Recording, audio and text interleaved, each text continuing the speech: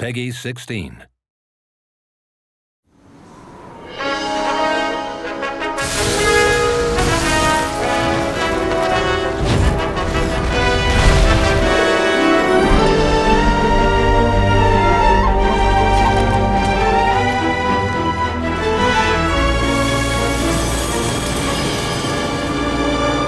皆さんこんにちは、カプコンの辻本です。今回ですね、無料タイトルアップデートの第2弾ご紹介したいと思います。そしてですね、今回も、この2人呼んでますので、紹介させていただきたいと思います。まずはエグゼクティブディレクターアートディレクターをしている藤岡要です。よろしくお願いします。はい、そしてディレクターの市原大輔です。よろしくお願いします。はい、というわけで今回もこの3人で、皆様に、タイトルアップデート第2弾の、情報をお伝えしたいと思いますが、まずはですね、もうご覧の方もいるかもわからないですが、こちらの映像をご覧ください。どうぞ。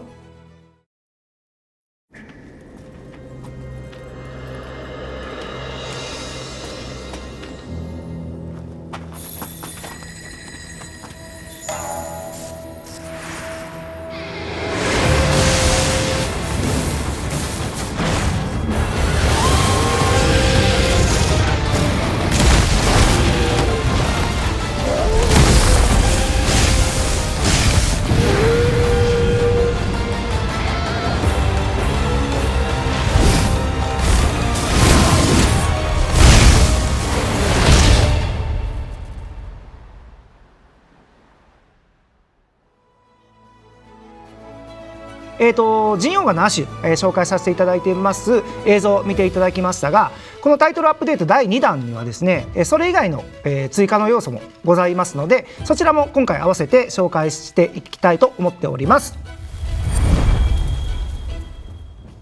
まずはジンオウガ亜種、こちらのモンスターの紹介からいきたいと思います。このジンオウガ亜種ですが、ラージャンと同じようにですね、マスターランクの特別任務、こちらの方に出てくるモンスターとなっております。条件を満たせればですね、セリエナにいる特定の人と会話をしていただくことによって、この特別任務を受けられるようになりますので、ではここから、どういうモンスターかっていうのをご紹介していきたいと思います。通常種のジンオウガと違ってですね、竜属性を体にまとってて、その竜属性を使って攻撃してくるといったモンスターになります。通常種のジンオウガがその雷光柱の力で、帯電状態、超帯電状態になるのと同じように、ジンオウガ亜種の方は、食竜地の力を使って流行まといっていう状態になります。で、この状態になると、かなり、危険度が増してくるので、そこをこう阻止していくっていう攻略の仕方になるかなと思います。で、通常状態だと肉質が結構柔らかいモンスターなんで、通常状態の時を狙って攻撃するのが攻略の鍵になるんですけど、流行状態になってしまった後でも属性は通りやすくなるので、そこを切り分けて、流行まとい状態だと属性で狙ってひるみとかダウンとかで、流行まといを解除して、肉質柔らかくして攻略するっていうようなところを狙ってもらえればなと思います。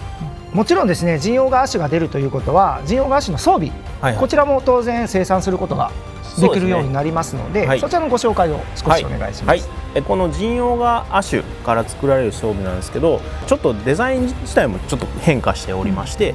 アイスボーンでは EX 極王装備という、シリーズとなっております。通常種の、ジンオウガと同じように力の解放がそのシリーズスキルのベースとしてあるので、ここに付随する別のスキルがちょっと異なってくるので、そこをうまく組み合わせながら新たなスキル構成をちょっと遊んでもらう感じの防具になるかなと思います。今回このジンオウガ亜種の追加に、加えてですね、導きの地で氷雪地帯が追加されます。以前溶岩地帯が解放されたように、この氷雪地帯という、寒い地方が解放されます。で、そこに紐づく形で寒い地方で活動するモンスター、ベリオロスだったりとか、飛びかかち足だったりとかっていうのが新たに登場するようになりまして、ここでしか取れない、新たな素材だったりとか、武器のカスタム強化の上限もまた解放されるので、その辺でまた自分の武器をさらに強化していってもらうということができるようになるかなと思います。モンスター関連で、もう少し、皆様にお伝えしたいことがあります。ことごとく滅ぼすネルギガンテ、こちらの、歴戦の個体がいよいよ登場いたしますと。かなり、手強いモンスターになってますので、皆さんぜひチャレンジしてみてください。条件とかはこちらになります。で、またこの歴戦の個体から得られる報酬とかもありますので、そちらの方も確認してみてください。ホライゾンゼロドーン、凍てついた大地とのコラボですが、11月21日にコラボの第1弾のクエストを配信いたしました。今回はその続報をお伝えしたいと思います。まずはこちらの映像をご覧ください。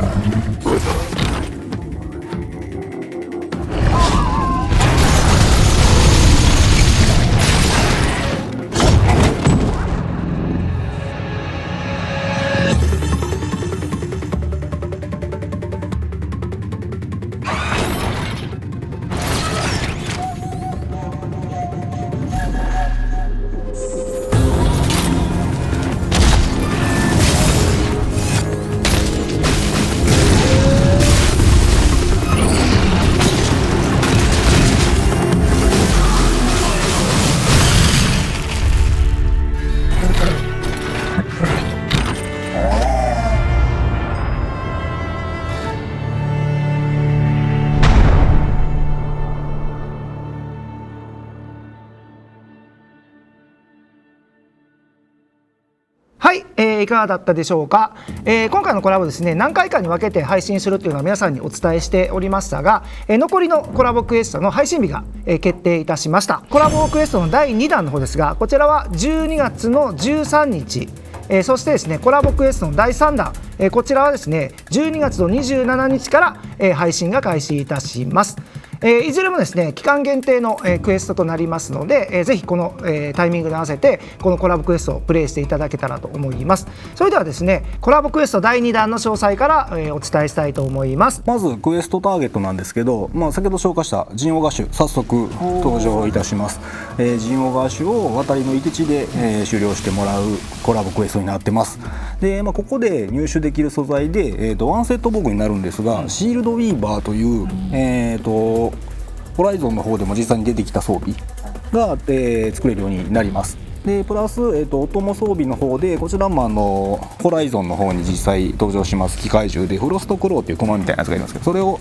モチーフにしたデザインのお供装備が手に入ります。シールドウィーバーの方はちょっとスキルかなり特殊なものをこちらもちょっと原作を再現したいなという思いがあって積んでまして、特殊な、能力をねちょっとこちらのゲームにも取り入れれないかなっていうので、はい、ゲームのちょっとね面白いことやってますよね。はい、単体の方のスキルとしても発動しますし、この後ちょっと説明するけどストームスリンガーっていう武器とのシナジーみたいなところもいろいろ練られているので実際見ていただきたいなと思ってます。でストームスリンガーの方なんですけど、こちら第1弾のコラボのクエストで作成いただいている方がいるかと思うんですけど、それの強化も今回のこの第2弾の方でできるようになってます。なるほど。で強化しますとストームスリンガー一品という、ライトボカになるんですけど、この一品の方にすると強化パーツで新たに、ちょっと特殊なものが付けれるようになりまして、これをつけますとこちらもまた原作の再現になるんですけど、特殊な弾を連射できるようになるんですけど、連射しすぎるとダメージ食らうっていうちょっとピッキーな設定の原作もそういう性能だったので、今回、モンスターハンターでもちょっとそういう性能をですね面白いことになるかなっていうことで取り入れてみたんですよ。特殊だらけですね。そうですね。ただね、それだけだと体力減っていくだけになっちゃうので、その辺はちょっと先ほどもちょっと言った装備の方のシナジーで遊んでもらえないかなっていう続きましてはコラボクエスト第3弾、こちらのご紹介をしたいと思います。こちらクエストターゲットが怒りクラウイビル城になります。こちらのクエストで入手できる防具っていうのが、今までちょっとねワンセット防具が続いたんで、アーロイをワンセットで着るっていう装備が多かったので、今回は開拓者の服っていう、原作でちょっとバヌーク族っていう、種族が持ってる衣装で、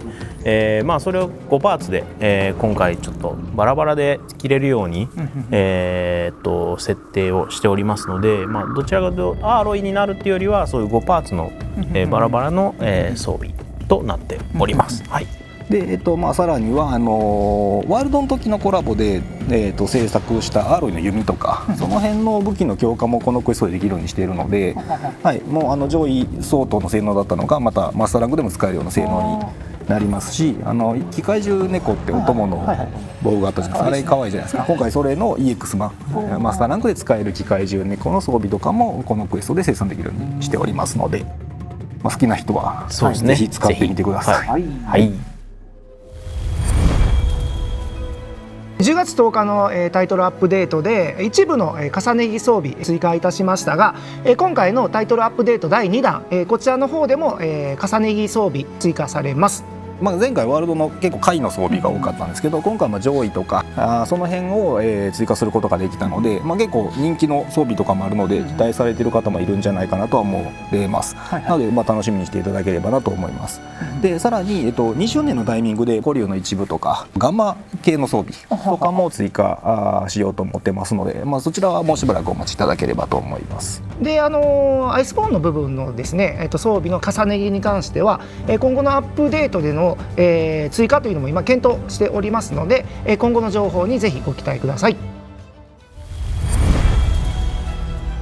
10月10日のタイトルアップデートで導きの地、こちらの方ですね、より遊びやすく一部仕様の方の変更をさせていただきました。そしてですね、今回のタイトルアップデート第2弾で皆様にですね、快適に遊んでいただけるようにさらにアップデートをいたします。前回のアップデートはとりあえず数値でなんとか遊びやすくできる部分を調整しようというところで入れさせてもらったんですが、2つ大きな対応を入れようかなと思ってます。で1つが特定の地帯を狙って下げるっていうのがまだちょっと難しかったりとかやりにくかったりとかする部分があるので、そういうところの対処っていうのを今ちょっと入れようと検討しております。でもう1点がもうちょっとマルチプレイを遊びやすく自分の借りたいモンスターを借りやすくしたいなというところがあるので、マルチプレイで導きの地を遊ぶと特殊痕跡がたくさん手に入るような形だったりとか今検討しております。もうすでにですねガーディアン装備っていう防具ですね、防具の方は全員の方にですね配信させていただいておりまして、今回ですね武器の追加を考えておりますので、そちらの方ご紹介させていただきたいと思います。新しく、防衛隊という、くくりで、加工屋さんの方で、生産できる武器に全武器種追加しておりまして、無強化の状態で星3ぐらいまでは使えるような性能で、そこからさらにそんなに要求素材も大きくなく強化だけしていけばワールドクリアできるぐらいの性能を持った武器の方が追加になってますので、まだちょっとワールド遊んでるんですよねっていう人はちょっとその辺も見てもらえて使ってもらえればなと思っております。ガーディアン装備、こちらと合わせて使っていただくことによってよりワールドの部分をスムーズに進行していただけると思います。今日僕らの背景にあるこの落ち着きますけどね。落ち着くね、僕たちにすれば落ち着くこの部屋は、なんと今回は市原の部屋ということで市原そうですね、私の知らず知らず言いましたけど、板の間のねちょっと足元寒くない。いや全然もう落ち着くお部屋でね、今回のタイトルアップデートで追加される家具とかで配置されてる部屋になりますね。和風のっぽい部屋にできるセットを今回も販売しようと思っておりまして、ちょっとこういう部屋なのでその和風な部屋と相性のいいような髪型みたいなのもいくつか増えてますので、こちらの方の販売も今回もまた予定しておりますので、ぜひよろしければどうぞ。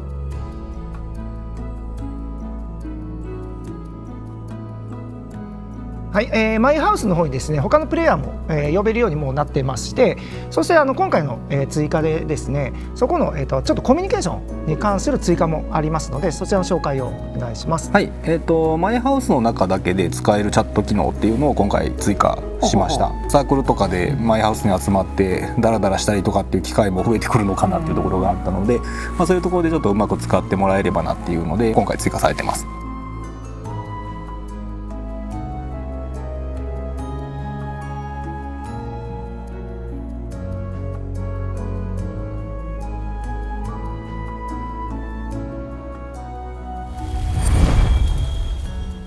はい、ここからはですね12月の20日に、開始予定のアステラ祭りセリエナ祭り、こちらのご紹介をしたいと思ってるんですが、集会エリアもちょっといろいろ変わってたりとかしますので、そちらの方にちょっと移動したいと思うんですけど、ここ今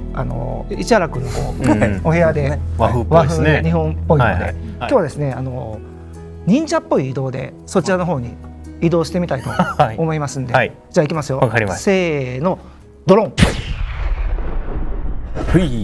いということで、移動してまいりましたというところで、こちらが先ほどお話ししましたアステラ祭り、そしてセリエナ祭りの、集会エリアになりますが、この祭りの期間中、どういうことがあるかというとですね、まずログインボーナス、こちらでですね激運チケットがなんと2枚もらえたりしたりとかですね、過去に配信されたイベントクエストをほぼ、全て配信されてたりとか、遊び応えがかなり、増している祭りになりますね。そうですね。祭り期間中は集会エリアの装飾も変わるんですけど、そうですね。アジアのちょっとお祭りをちょっとイメージしてて、装飾も綺麗な感じなので、そういった感じでちょっとこうアジアンテイストなものを感じてもらえたり、受付嬢の衣装もですね、そういったちょっとドレスな感じにもなってますんで、雰囲気十分楽しんでもらえるんじゃないかなと思います。はい、あとですねこの祭り期間中にちょっと面白いアイテムがもらえるんですね。はい、そうですね。ワールドの時にも花火がもらえたじゃないですか。ああいう形で今回雪だるまっていうアイテムがもらえるんで、その雪だるまをフィールドに行って地面に設置することができるんですよ。で設置したら、その雪だるまから雪玉が拾えるので、その雪玉を拾ったら投げられます。投げて他のプレイヤーにぶつけたりとかね。まさに雪合戦。そうですね。この、雪だるまのアイテムがもらえるのがこの期間中で、そうですね。はい。雪だるまのもらえるのがこの期間中で、期間過ぎてもその雪だるまさえ出せばどこのフィールドでもこれいて地じゃなくても溶岩のところとかでも出したらできるんで。はい。というわけで皆さんコミュニケーションとしてぜひ楽しんでください。はい、この祭り期間中にですねちょっと面白い、装備がですね生産できるような、クエストイベントクエストもですね配信しますので、どんな装備が作れるのかっていうのをちょっとだけ見てみましょうかということで、はい、こちらですね。先ほどのお祭りの雰囲気に合わせてちょっとアジアンテイストの舞踏家っぽい感じが出せたら面白いかなっていうので、ナルガとティガみたいなのがちょっと紋章としても入ってたりするので、非常にキャラ映えするというか、お供も獅子舞で可愛い。そうなんですよ。お供も獅子舞で可愛いんで、この他武器もあるということで、そうですね。ちょっとネタっぽいものもいくつか、今回用意してますんで、そういったものでも遊んでもらえたらなと思います。ここから販売予定になっております、コスチュームとか、ジェスチャーの方を、ご紹介したいと思います。はい。まずジェスチャーの方ですが、結構ハードに踊りますね。今回ちょっと今までのテイストを変えたいなと思って、思い切ってブレイクダンスみたいなものをちょっと、やってもらって、イントロの部分とダンスの部分と、あと決めの、パワームーブっていうんですけど、そういったところでちゃんとジェスチャーが分かれてるので、その組み合わせによってちょっと自分なりのブレイクダンスっていうのをちょっと演出したりとかっていうこともできますんで、なるほどなるほど、ぜひ揃えてなんかいろいろ組み合わせて楽しんでみてもらいたいなと。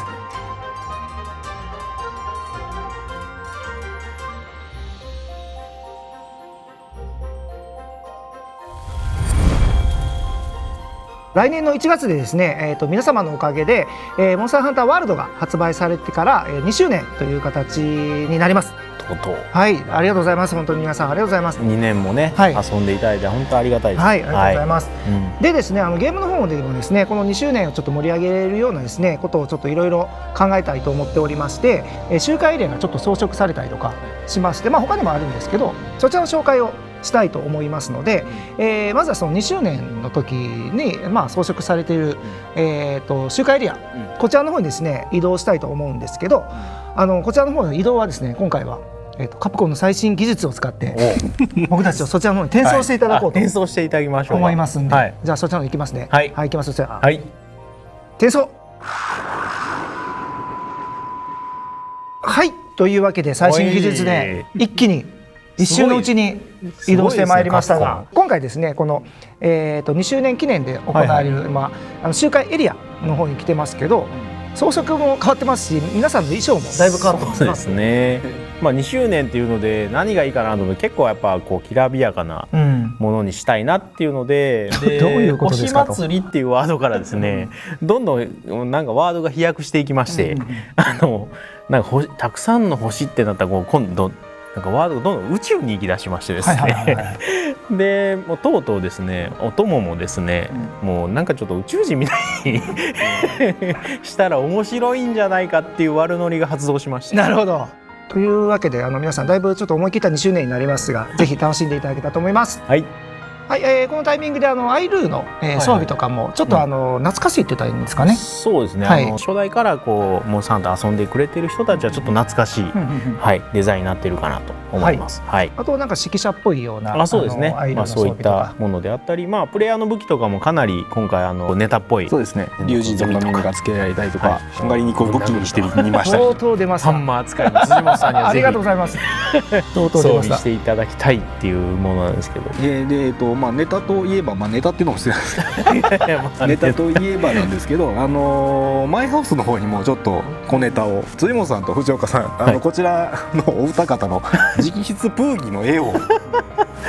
需要あるのでしょうか、これは。大丈夫です、ございます。はい、飾れるように、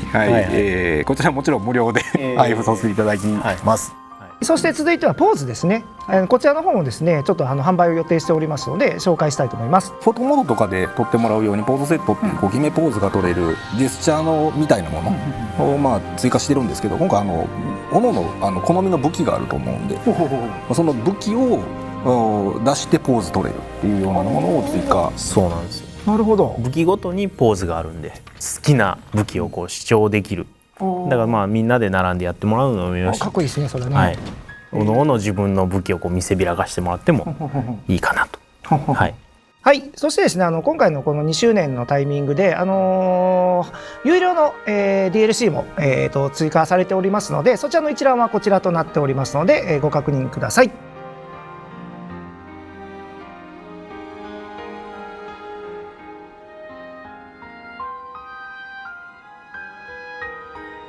はい、今回のデベロッパーズダイアリーは、以上となります。